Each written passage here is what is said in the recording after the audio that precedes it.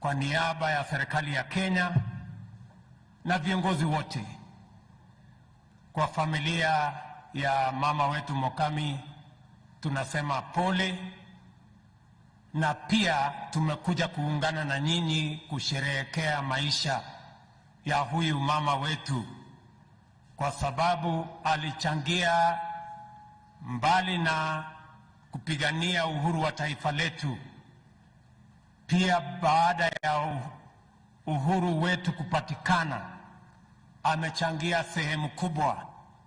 Alikuwa kansela, alikuwa kiongozi, ameshiriki mambo nyingi ya maendeleo ya taifa letu la Kenya.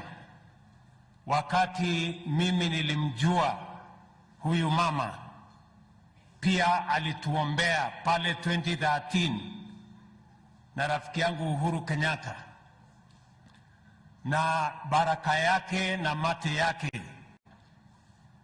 na ya viongozi wengine wengi na watu wengine wengi tukapata ushindi 2013. Mimi nimekuja hapa kama mmoja ya wale watu walifaidika na mambo ya huyu mama wetu Mukami, kusema pole.